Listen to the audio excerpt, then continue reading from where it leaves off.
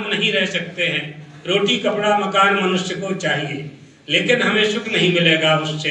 अगर हम वैदिक परंपरा, धार्मिक परंपरा को पकड़ लेते हैं, शास्त्रों को पकड़ लेते हैं, महापुरुषों को पकड़ लेते हैं, ये जो इन महापुरुषों ने जो बड़े बड़े धर्म की रक्षा के लिए कार्य किए हैं, उनकी आज्ञा का पालन करने लगते हैं, तो हमें भौतिक धारा में प्रवाहित होते हुए भी सुख की प्राप्ति होगी, क्योंकि हमने अपने मूल को नहीं छोड़ा, जड़ को नहीं छोड़ा। जड़ को नहीं छोड़ना है, पत्ते पे पानी नहीं डालना है, पत्ते में पानी नहीं डालना, जड़ में पानी डालना है। पूरा सनातन वृक्ष हमेशा हरा भरा बना रहेगा। इसलिए आप देखिए हमारे ऊपर, माने सनातन धर्म के ऊपर कितने आक्रमण हुए हैं, सब जानते हैं, इतिहास प्रमाण है इसमें। बहुत आक्रमण हुए, धर्म को नष्ट करने के बहुत प्रयास किए, बौद्धिक आक्रमण भी हुए, डंडे के बल पर भी हुए, अत्याचार करके भी हुए, व्यभिचार भी किया गया, लूटपाट भी की गई, फिर भी हम जहाँ के तहाँ खड़े हुए हैं। इसलिए हमें सचेत होने की आवश्यकता है, इससे संतोष नहीं करना है, इससे सचेत होने की आवश्यकता है। अब उन विधर्मियों ने क्या तोड़ा और क्या लूटा, जो कुछ भी लूटा उन्होंने, जैसे हमारे मंदिरों को तोड़ा, 800 साल 600 साल 1000 साल पहले, 5000 1000 साल पहले मंदिरों को तोड़ा। क्यों तोड़ा मंदिरों को? इसलिए मंदिरों को तोड़ा कि मंदिर हिंदू धर्मावलंबियों के आस्था के केंद्र हैं, इनके आराधक परमात्मा यहाँ विद्यमान है, इसलिए उन लोगों ने मंदिरों को तोड़ा, हमने दूसरे बना लिए। अच्छा, यदि आप यह मानते हो कि हम केवल मंदिरों में ही ईश्वर की पूजा करते हैं, तो ये भी आपका भ्रम है। हम तो वन, पर्वत, अरण्य, नदी, तालाब, वृक्ष, पीपल, वट, तुलसी, पत्थर की पूजा करते हैं। हमारी दृष्टि में कण कण में परमात्मा है, हमारी दृष्टि में कण कण में परमात्मा है।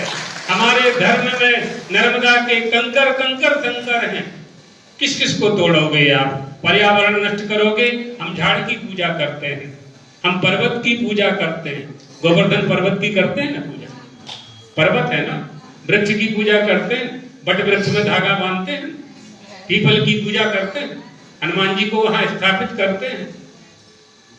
ऐसा कौन सा जड़ चेतन है जिसकी हम आराधना नहीं करते? सूर्योग्निर्ब्राह्मणो गावो वैष्णवा कम मरुज्जलम भूरात्मा सर्वभूतानि भद्र पूजा पदानि में। भगवान गोलोक जाने लगे श्री कृष्ण, उद्धव ने पैर पकड़ लिए, पैर पकड़ करके उद्धव ने कहा हम आपके बिना नहीं रहेंगे, हम किसकी पूजा करेंगे? भगवान ने कहा हम जहां जहां रहते हैं उनकी पूजा करना। हम कहाँ रहते हैं? उद्धव, तुम सूर्य की पूजा करना, अग्नि की पूजा करना, सूर्य ब्राह्मणों का वो ब्राह्मण की पूजा करना, गौ माता की पूजा करना, वैष्णव जो भगवान के भक्त हैं उनकी पूजा करना। भगवान की पूजा नहीं कर पाते हो, भगवान के भक्त की पूजा करना। खम आकाश की पूजा करना, कम जल की पूजा करना, खम ब्रह्म भूरात्मा सर्वभूतानि, तुम प्राणी मात्र में परमात्मा का दर्शन करना। भद्र पूजा पदानि में, ये मेरे पूजा के स्थान हैं। कहाँ कहाँ किस किस को नष्ट करोगे? किस किस को नष्ट करोगे? झाड़ के पत्ते गिर जाएंगे, दूसरे पत्ते आ जाएंगे। आप एक मंदिर तोड़ोगे, हम 10 बना लेंगे। कितना तोड़ोगे? नहीं तोड़ पाओगे, हमारी आस्था नहीं तोड़ पाओगे। ईटा पत्थर तोड़ दोगे, लेंटर तोड़ दोगे, लोहा लक्कड़ तोड़ दोगे, हमारी आस्था नहीं टूट सकती, क्योंकि हमारे शरीर में ऋषियों का रक्त प्रवाहित हो रहा है, वो कभी नष्ट नहीं हो सकता है। उनके संस्कार, उनकी संस्कृति हमारे शरीर में भरी हुई है, कोई उसे खाली नहीं कर सकता। बड़े बड़े विधर्मी चले गए, न जाने कहाँ चले गए, नरक में रास्ता देख रहे हैं और विधर्मियों के आने की। इसलिए हमें अपने धर्म के प्रति पूरी दृढ़ निष्ठा होनी चाहिए, हिंदुत्व के प्रति पूरी दृढ़ निष्ठा होना चाहिए। और भारत सेवा संघाश्रम और उनके महापुरुष, उनके संत इस काम में सनातन धर्म की सेवा, परोपकार की बात करी स्वामी जी ने। परोपकार 3 तरह के कर्म होते हैं। इष्टापूर्त दत्त कर्म। पहले इष्ट कर्म सुन लो। अग्निहोत्रम तपः सत्यम वेदानां चानुपालनम आतिथ्यं वैश्यदेवंच इष्टमित्यवधीयते। ये इष्ट कर्म है। अग्निहोत्र करना, तपस्या करना, धर्म का पालन करना, अतिथि की सेवा करना, अतिथि को भोजन कराना, सत्य बोलना, ये इष्ट कर्म। कहा गुरुदेव हम नहीं कर सकते इतना, तो दूसरा बता दिया परोपकार। परोपकार बापी कूप तडागादि देवतायतनानि च अन्न प्रदानमारामः पूर्तमित्यवधीयते। ये पूर्त कर्म है। बापी बनाओ, कुआं बनाओ, तालाब बनाओ, पानी की परब करो, भोजनालय खोल दो, स्कूल बनाना चाहिए, औषधालयों का निर्माण करना चाहिए, विद्यार्थियों को अध्ययन कराना चाहिए, दान देना चाहिए। अन्न प्रदान रमारामः, अन्न वस्त्र का दान करो, ये परोपकार। किसको देना है?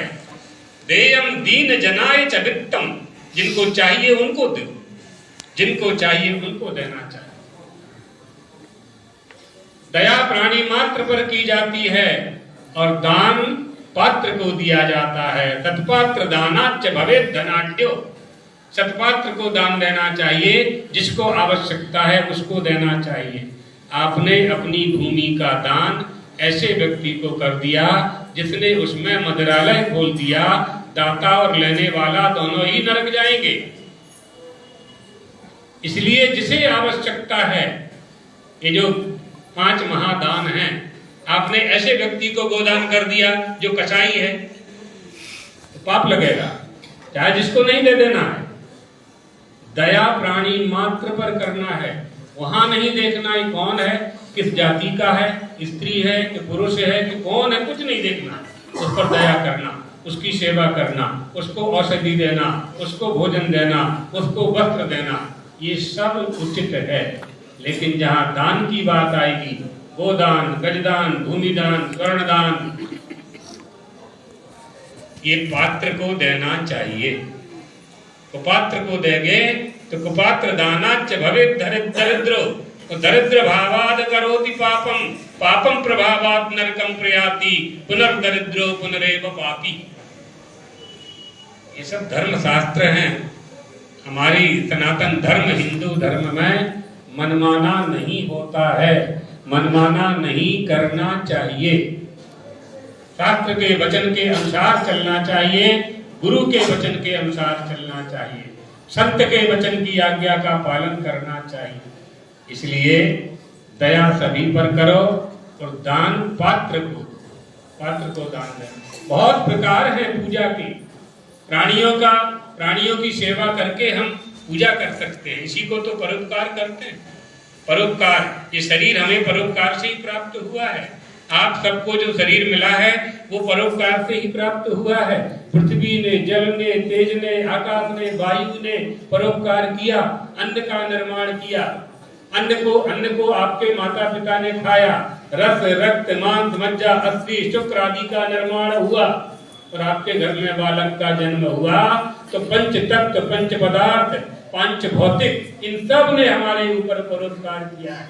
धरती माँ ने परोपकार किया है, जल ने परोपकार किया है, तभी ना अन्न का निर्माण हुआ है, तभी ना ये प्राण चल रहे हैं। प्राण की तरंग है ना, क्षुधा और पिपासा, भूख और प्यास, ये कौन शांत करेगा? अन्न शांत करेगा। वो अन्न कौन बनाता है? धरती माता बनाती है। धरती माता कैसे निर्माण करती है? 5 तत्वों को समाहित करके अन्न का निर्माण करती है। उस अन्न से ये देह बना, तो परोपकार हो गया ना इसके ऊपर। अब इस पर परोपकार हुआ है तो इसे परोपकार करना चाहिए। प्राणी मात्र पर दया करके इसे परोपकार करना चाहिए। ये धर्म सनातना, ये सनातन धर्म है, ये हिंदू धर्म है। हिंदू धर्म क्या है जानते हैं आप? प्रत्येक वस्तु का लक्षण होता है ना, हिंदू धर्म का भी लक्षण है। गोसुभक्तिर्भवेद्यस्य पुनर्जन्म निदधातयः ओंकार मूल मंत्रस्य सवै हिंदुर्ति स्मृतः।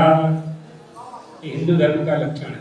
गाय में जिसकी भक्ति है, ओंकार जिसका मूल मंत्र है, पुनर्जन्म में जो विश्वास करता है, माता पिता की सेवा, मातृ देवो भव पितृदेवो भव आचार्य देवो भव, इस सिद्धांत का पालन करता है, सवै हिंदुर्ति स्मृतः, उसको हिंदू कहा जाता है। अन्यगामी क्रियादेशी नोपस्थायी निरुक्तः आहूत प्रपिलापी च हीनः पंचविध स्मृतः। ये हिंदू धर्म का लक्षण है। जो धर्म की निंदा करता है, जो वेदों की निंदा करता है, जो राष्ट्र का अनादर करता है, उसकी जो निंदा करता है, वो हिंदू है। वेद शास्त्रोक्त धर्मेषु वेदादित्याधिकारवान आस्थावान सुप्रतिष्ठौ ही सवै हिंदू प्रतिस्मृतः। जो वेद के विधि निषेध का पालन करता है, शास्त्र की आज्ञा का पालन करता है, उसे हिंदू कहते हैं। इसलिए हिंदू धर्म में हिंदुत्व विद्यमान होता है। धर्म धर्मी में निवास करता है। जैसे अग्नि में दाहकता, जल में शीतलता, इसी तरह से हिंदू में हिंदुत्व रहता है। हिंदू और हिंदुत्व ये दो अलग नहीं हो सकते। धर्म धर्मी से अलग नहीं हो सकता। जल की शीतलता जल से अलग नहीं हो सकती। शशि की प्रभा शशि से भिन्न नहीं हो सकती। अग्नि की दाहकता अग्नि से भिन्न नहीं हो सकती। तो हिंदू का हिंदुत्व हिंदू से अलग नहीं हो सकता।